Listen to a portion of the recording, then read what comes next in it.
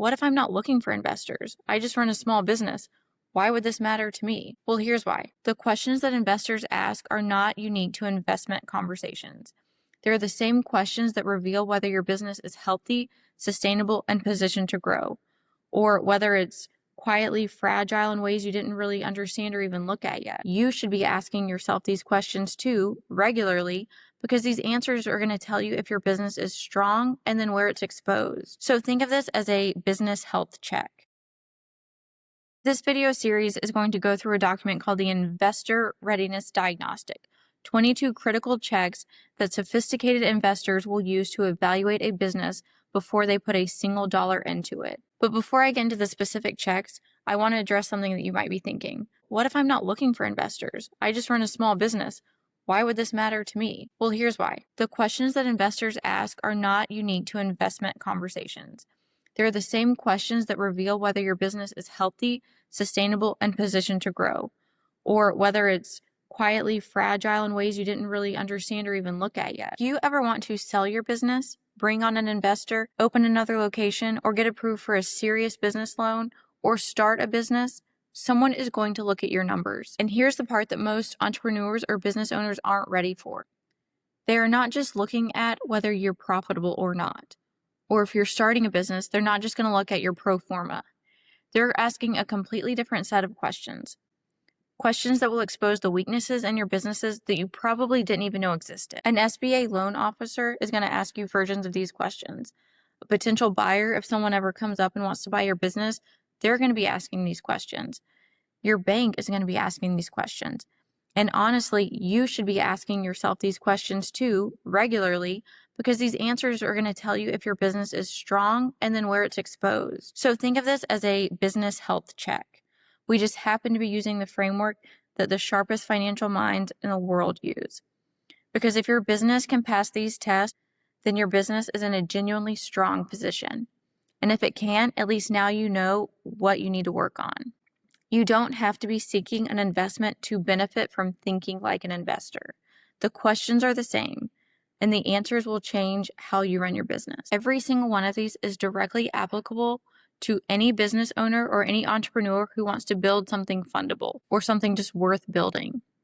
So this is going to be a 3-part series where I'm going to walk you through the most important part of these checks: simplified, practical, and grounded in what it means for your business. This is not for some startup in Silicon Valley. This is your business. Today, we're going to cover questions that investors ask about your customers and your revenue. So let's get into it. So check 1 that we covered today, your revenue streams. Where does your money actually come from? The first thing that an investor is going to look at is your revenue streams, every distinct way that your business generates money. And the question underneath that is simple. What happens if one of them disappears tomorrow? Most small business owners, if you ask them this question, would give you a general answer. But have you actually sat down and listed out every single revenue source and what percentage of total revenue each one represents? And how predictable is each one? Here's why it matters. If 90% of your revenue comes from one source, one client, or one product, or one channel, your business is fragile. That's not a character flaw. That's just a structural risk. But that's fixable, but you have to know that it exists first. The other thing investors look for is the quality of your revenue. And this is a concept that I think every business owner should understand. Recurring revenue is money that renews automatically without requiring you to go out and resell it, and is worth dramatically more than just one-time revenue. A subscription that auto-renews each month, or a retainer or a maintenance contract. These are much more valuable because they're predictable. You can plan around them, you can hire around them, and you can grow around them. One-time revenue, where you have to earn every single dollar every single month, is harder to build on.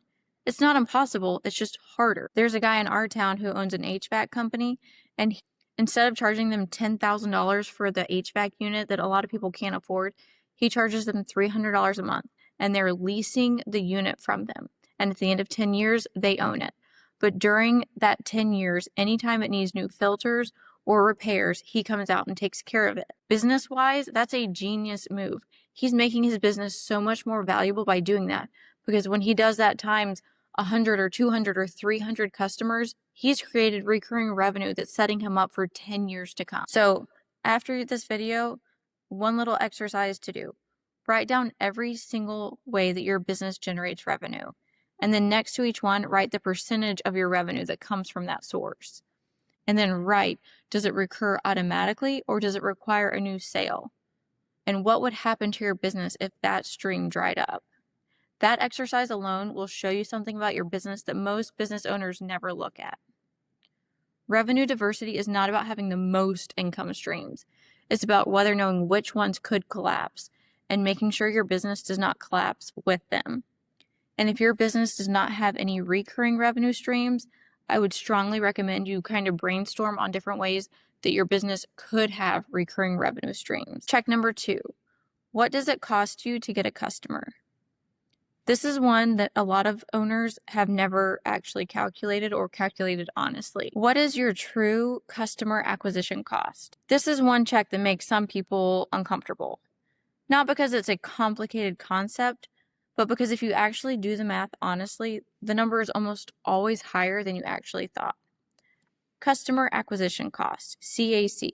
It's the total amount that it costs you to bring in one new customer into the door. And here's where most business owners get it wrong. They only count the obvious stuff, like the ad spend, the promotion, or the discount that they offered. The real number includes all of that, but it also includes the time that your team spends converting the prospects, the cost of the tools that you have to use for marketing, plus the commissions paid for new sales, plus any onboarding costs that you absorb when you get someone started.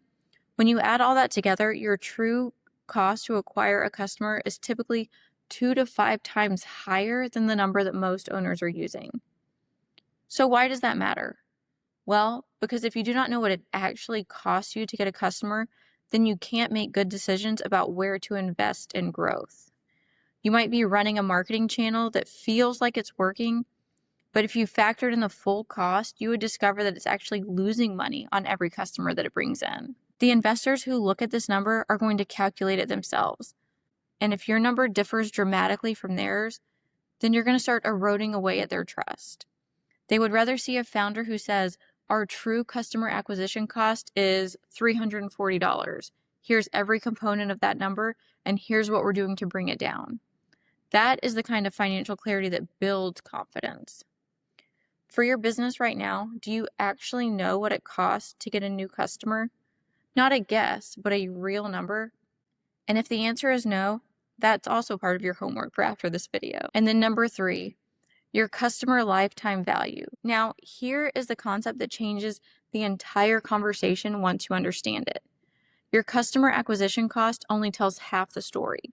The other half is how much that customer is actually worth to you over the entire time that they do business with you.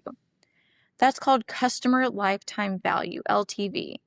And the relationship between your LTV and your CAC is one of the most important ratios in your business. Here's the simplified version. If it costs you $340 to acquire a customer, and that customer spends $50 with you once and then never comes back, that's a problem. You just spent $300 to make $50. But if that same $300 customer comes back 12 times over 3 years and spends $50 each time, you just made $600 on a $300 investment. That's a 2-to-1 ratio. That's a business that works. Investors typically look for a lifetime value to a customer acquisition cost ratio of 3-to-1, meaning for every dollar that you spend acquiring a customer, you should get at least $3 back over their lifetime. The best businesses are at 10-to-1 or even higher. Now, the reason that I'm telling you this is not so that you can prepare a pitch deck. It's because this ratio tells you something fundamental about your business model. If your lifetime value is close to your customer acquisition cost or lower, you're working extremely hard to just run in place. Every customer you bring in is barely paying for themselves. But if you can improve retention or get customers to come back more or spend more or stay longer, that lifetime value goes up without your customer acquisition costs going up. And that's one of the highest leverage moves available to any business owner. And it starts with knowing that number. A customer worth $50 once is just a transaction, but a customer worth $5,000 over 3 years is an asset. You have to know the difference and build your business accordingly. So here's where you are after this video. You know the 3 questions that investors look for about your customers and your revenue, and where your money comes from, what it costs to get a customer, and how much that customer is actually worth. And more importantly, you know why those questions matter in your business right now, regardless of whether you ever want to sit in front of an investor. In part 2 of this series, we're going to cover how investors evaluate risk exposure and competitive position, including a question that most small business owners have never thought about, which is, if your greatest threat materialized tomorrow, what would be left of your business? And one more thing. If you're finding this series useful and want me to go deeper in any of these individual topics, I can do a full dedicated video on calculating your true customer acquisition cost, or a full video on building out your lifetime value model. Just let me know in the comments. If there's enough interest, I'll build it out. Each one of these checks could be its own video. This is just the overview. The deep dives are available if you want them. Make sure to subscribe so you don't miss part 2. I'll see you in the next one.